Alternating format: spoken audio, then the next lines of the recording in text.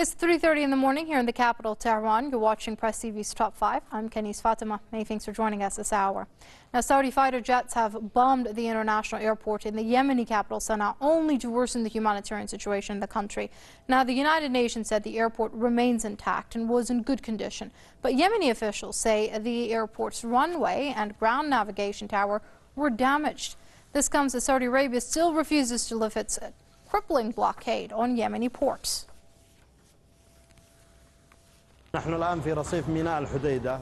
We're standing at the port pier in Hodeidah right now. What news agencies report is not true. They say that the aggression and the enemy coalition allowed the ships to enter. The dock is empty, as you can see.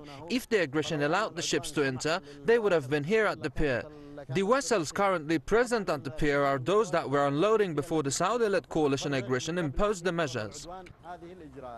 The head of the UN Office for the Coordination of Humanitarian Affairs, Jamie McGoldrick, says the international bodies don't have access to the Red Sea ports of Salif and Hodeidah. The two western ports are close to Yemen's populated areas, which are in dire need of humanitarian aid. McGoldrick says the continuation of the Saudi siege will undo all efforts to fight the cholera epidemic, adding that 7 million Yemenis were in famine-like conditions. The UN officials' comments come despite an announcement by the Saudis that they would remove the ban on Yemeni ports, which was imposed following a rocket attack by Yemen's army at Riyadh's airport.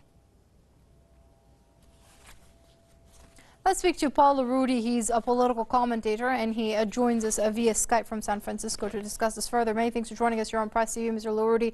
Now, what do you make of the Saudis' tightening of this blockade the way they have done so, despite the fact that there has been a lot of criticism amongst human rights groups, at least, as far as that is concerned? The current Saudi administration cares very little for what happens to the people of Yemen or even the entire country. They want to use it as a tool to extend their influence throughout the Middle East and to fight from what they consider to be the Sunni-led side,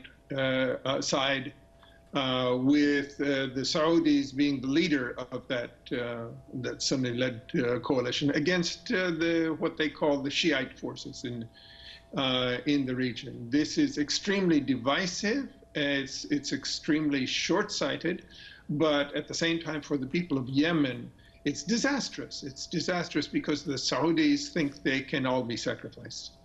Right, and essentially right now what the Yemenis are paying for is basically retaliating with one rocket over 2 years of incessant bombardment.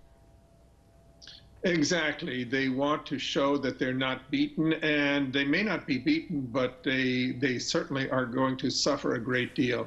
Now, when we say, of course, the Saudis, we're talking about the current Saudi regime. I think there are actually quite a few Saudis who are very upset with what is happening in Yemen, but many of those who are upset are now being arrested and held in detention. So it's the more vicious ones that are running the country.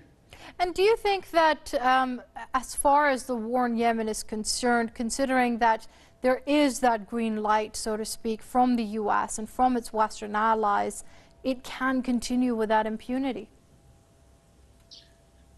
That depends on the rest of the world to a large extent. Of course, it depends also on the United States. But until now, there's been no reason to think that things will change or that the attitudes of the Saudis or the rest of the world will change. So it's a time to be worried, very, very worried, and we may see an even bigger disaster than we've had until now in Yemen.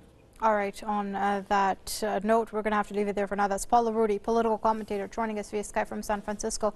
Mr. Larudi, as always, thank you very much indeed for your comments here on Press TV.